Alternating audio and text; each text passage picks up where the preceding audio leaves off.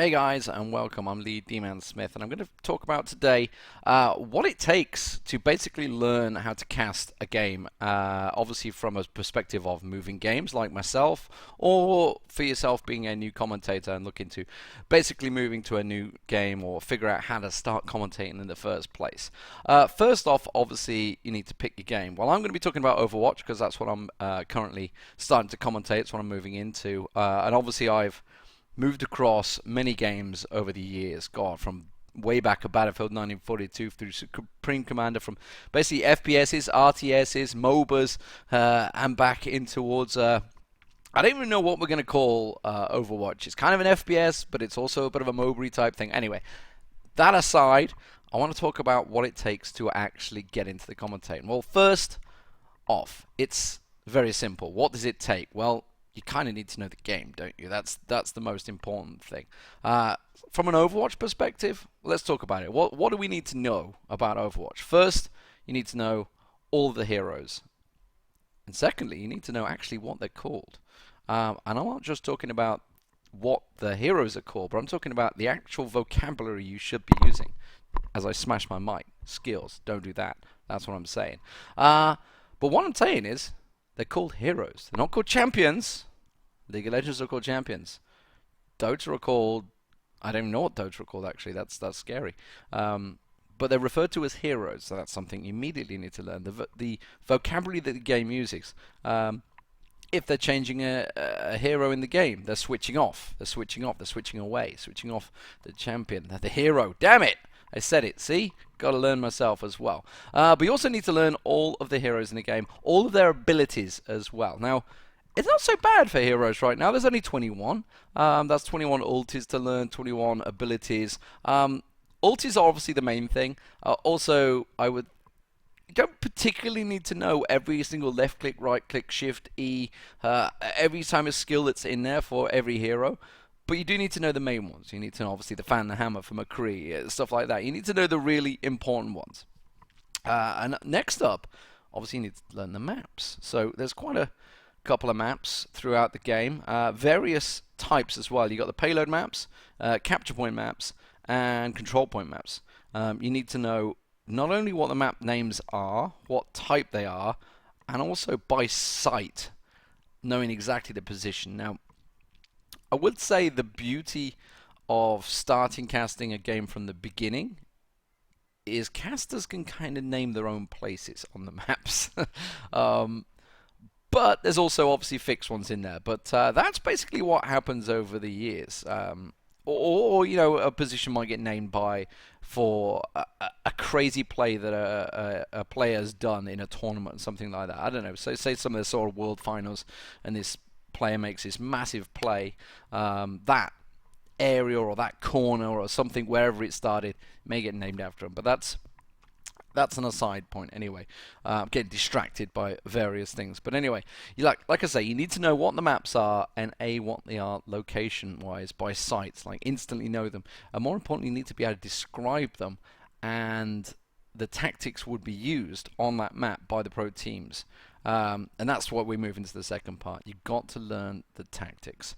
It's actually the third part, I believe. Got to stop rambling as well, probably is a good part of casting. But you've got to learn the tactics by map. Now, there's a couple of ways to do this. And learning for people is done differently. Some people can learn to read and instantly understand. Some people have to listen and understand. And others just simply watch and they understand. Now, it's up to you to find your own way of which you want to do. For me, I prefer to watch and listen. So I'll watch casters, see what they're doing. I'd love to hear what pro players have to say on various things. And if anyone saw TakeOver this weekend, it was fantastic to hear what the players had to say on the casting desk as to tactics, why players are switching heroes at certain stages on certain maps. That sort of thing is fantastic. If you can't do that, then watch replays, which you can't do in Overwatch right now, but I'm sure they're probably in the works. But most games out there have replays, or simply go through VODs. There's already VOD sections for just about every game out there. You've got obviously LoL event VODs, CSGO event VODs, Overwatch has got event VOD section as well. So check out on Reddit, there's sections everywhere. No problem. And the next part is obviously when you start getting down to the meat of it. Basically, you figured out, okay, I know the game, I know the heroes, I know the ability names, I know the maps, I've played the game a ton, I know what I'm doing. Now can you cast it? That's the question. Now can you put all that that's in your mind into fluid words without stuttering, without the ums, the ers, the ahs, and actually trying to keep up with the action and describing what the action flow is so that the viewer can understand it easily, which is not easy in Overwatch because it can be a very chaotic game. But you do need to slow things down. You don't need to go a million miles an hour, become a rap god essentially through your casting. So the best way to do this is to either get a replay or a VOD of some variety. Obviously, you want to play it on mute, so sadly you won't have game sound. And then just try and cast various sections of the game. Watch it back, do some VOD review. And what I'm talking about VOD review, when I say VOD review, is basically listen back to it in your own listen back to your own voice, which is fun to most people. I know a lot of people don't like that, but listen back to your own voice and think, did I enjoy what I just listened to? Did I like what I'm hearing? And try and apply it to various sections. Like, if you're going, oh my god, this is happening all the time, it's just constant noise, then it's not exciting. It's like, if I get it. You're excited about what is happening. But if you have to listen to that non-stop for 10 minutes straight, nothing's exciting anymore because it's all just at the same level. The idea is you need to get your pitch and flows with your voice. You need to have the low points where maybe the fight's being set up in Overwatch. You know, they're building up, the team are grouping back up, defenses are set. That's when you either let an analyst caster talk, a pro player talk, or just yourself just basically put out the lay of the land of what is happening in the game right now. Then obviously you build up to your excitement moments. When the fight's about to happen, that's when you can build up, but be sure to bring it back down again. You have to do that because otherwise it just becomes a drone. On the same vein, you do need to get excited. There needs to be exciting moments. If you're a play-by-play caster, obviously that is your bread and butter. That's what you'll be looking for. You're looking to relay the excitement of the team fight that is happening and basically explain it in perfect terms. Look for the big moments is probably the best thing I can explain. Certainly for, say, League of Legends and obviously I guess Dota's probably similar.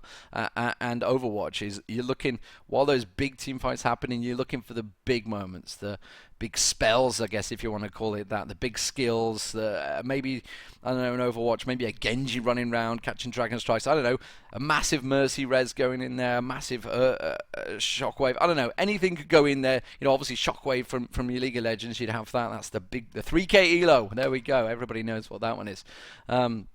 Looking for those big moments. That's what the play-by-play caster's got to be doing. Then you need to bring it back down, pass over to your co-caster, analyst, whoever. Doesn't it? It could be two play-by-plays. The other guy will know he needs to bring that tone back down and calm it down. And that's what you're looking for when you do your VOD review.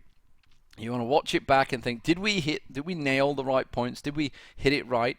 And I don't mean you basically go through a VOD and just cast over it over and over and over until you get it, feel like you've got it perfect. Just do multiple VODs. Don't replay the same scene effectively. Don't go over a match that you already know, because you need to have it fresh in your head so you can just commentate what you see rather than pre-thinking, oh, this point's about to happen, I'm going to do this. It's easy to spot. And lastly, you need to be excited about it. You need to enjoy the game you cast. You have to enjoy it. If you don't enjoy it, it comes across.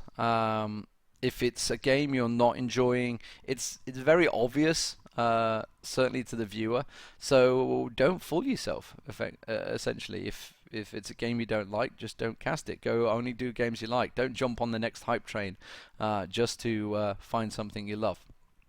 Some true words there anyway. I'm going to continue this series. I'm going to finish it here, but I will continue this series. I'm going to do some possibly casting over a replay, then maybe do a little VOD review for you guys.